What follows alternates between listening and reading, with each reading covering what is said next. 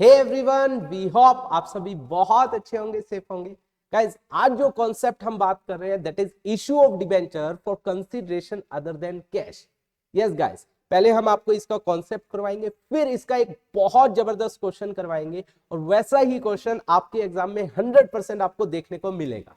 अगर आप इन लेक्चर को देख लेते हो तो आपके 3 मार्क्स 100% कंफर्म गाइस। तो चलिए गाइस, स्टार्ट करते हैं आज का लेक्चर। Let's start.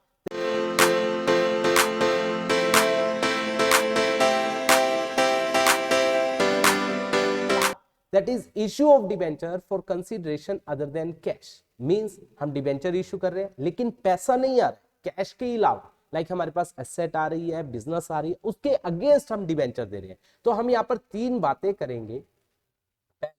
हमने डिबेंचर इशू किए हैं वेंडर्स को, दूसरा हमने किसको दिए हैं गाइस, प्रमोटर्स को, तीसरा हमने किसको दिए हैं, अंडर राइटर्स को। तो पहले हम बात करते हैं वेंडर्स की। ऑलराइट गाइस, पहले हम वेंडर्स की बात करते हैं। तो वेंडर्स कौन होते हैं?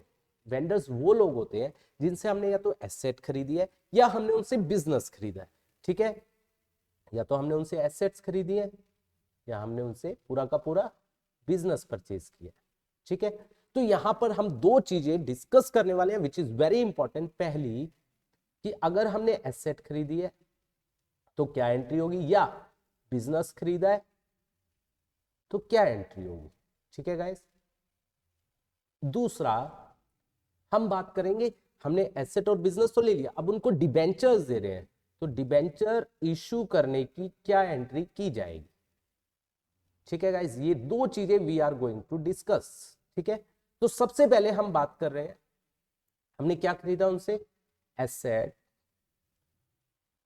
या क्या खरीदा है, बिजनेस। ठीक है गाइस, एसेट खरीदी है तो हम एंट्री क्या करते हैं, आपको पता होगा, शेयर वाले चैप्टर में हमने पढ़ा था, sundry assets account debit to में वेंडर, किससे, परचेज कंसीडरेशन।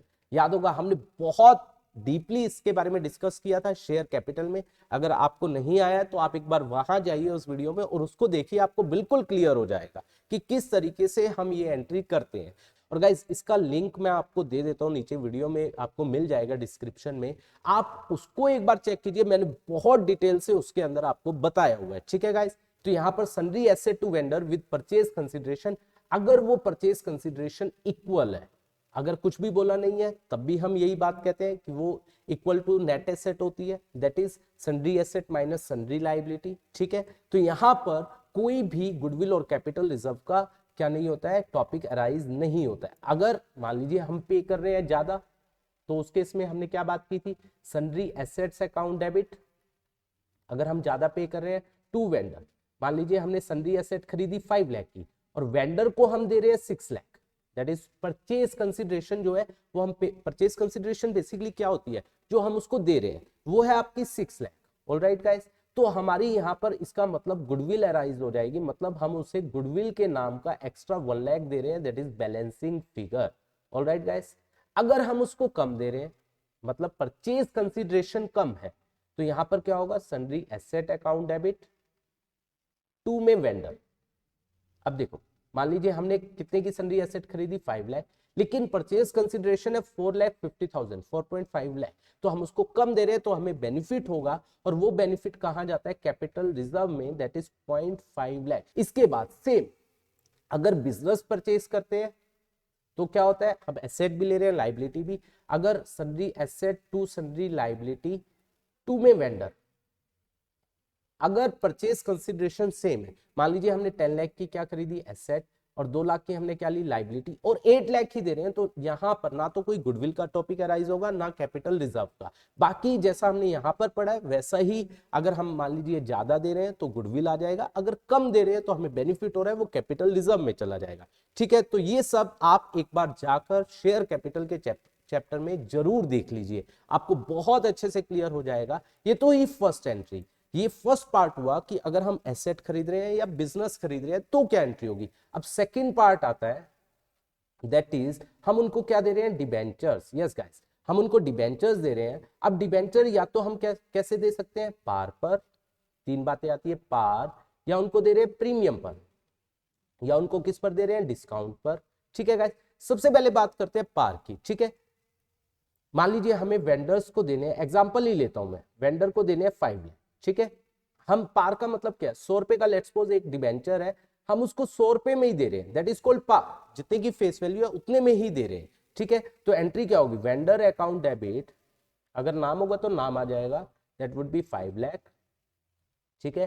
2 में हम उसको क्या दे रहे हैं, डिबेंचर, डिबेंचर मान लीजिए 9% है, आपको रेट ऑफ इंटरेस्ट हमेशा डिबेंचर के आगे लिखना है, हमेशा 2 9% डिबेंचर। अब देखो यहां पर नरेशन में that would be 5 lakh divide by 100, that would be 5000 debenture, कितने 5000 9% debenture of ₹100 each issue to the vendor. ये आप नरेशन में लिखोगे, और ये या तो नरेशन में आप करके दिखाइए या वर्किंग नोट में। तो यहाँ पर कितना आ जाएगा 5 लाख, और हमेशा डिबेंचर में हमेशा ओरिजिनल अमाउंट फेस वैल्यू आती है, फेस वैल्यू क्या है 100, तो यहाँ पर कितना आ जाएगा 5 लाख।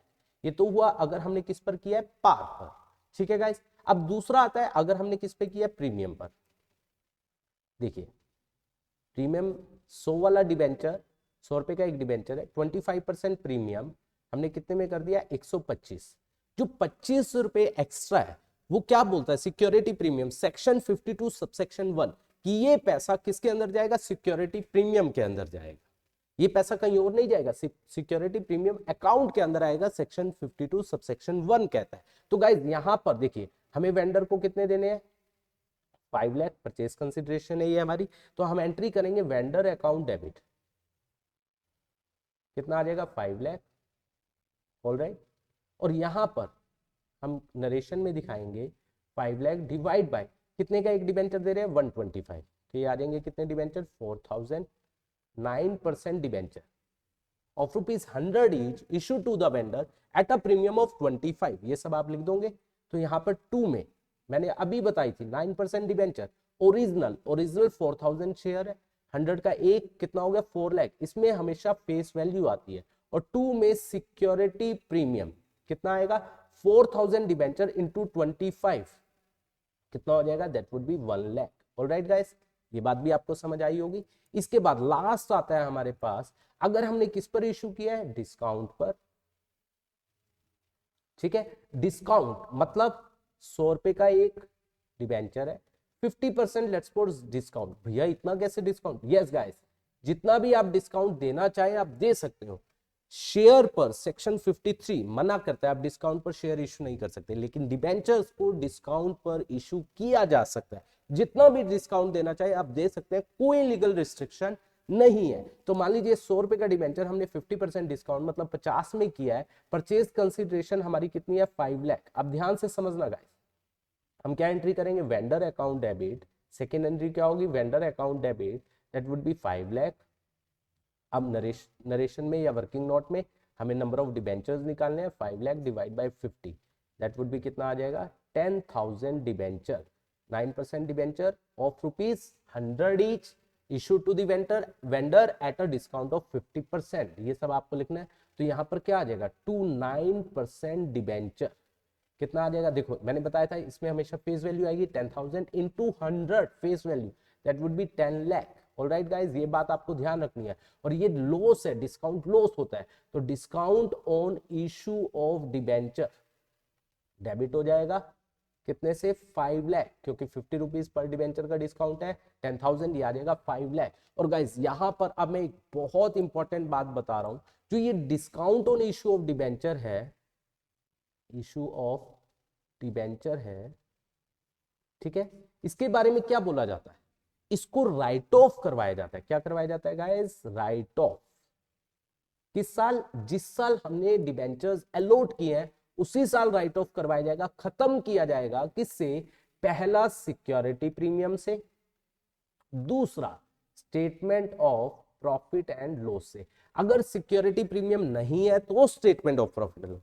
तो अगर आपके पास पहले सिक्योरिटी प्रीमियम अवेलेबल है पहले उससे होगा, अगर उसमें से मान लीजिए पूरा नहीं हो पाया बाकी statement of profit and loss से होगा। तो इसकी एंट्री क्या होगी, और ये कब होता है, at the end of the year. Entry would be security premium account debit. अगर इससे नहीं हुआ तो किससे, statement of profit and loss debit. Account use नहीं कर रहे क्योंकि स्टेटमेंट है ये। 2 में statement of profit and loss के साथ अकाउंट यूज नहीं होगा। 2 में discount on issue of debenture, हमने इसको क्या कर दिया, at the end of the year right of कर दिया पहला सिक्योरिटी प्रीमियम से। अगर सिक्योरिटी प्रीमियम नहीं है तो किससे, statement of profit and loss से। वी होप ये लेक्चर आपको समझ आया होगा। बाकी प्रमोटर्स को, अंडरराइटर को डिबेंचर इशू कर रहे हैं, इसके बारे में हम नेक्स्ट लेक्चर में करेंगे और इंपॉर्टेंट क्वेश्चन भी हम नेक्स्ट लेक्चर में करेंगे। वी होप यहां तक आपको समझ आया होगा। Thank you so much for watching this video.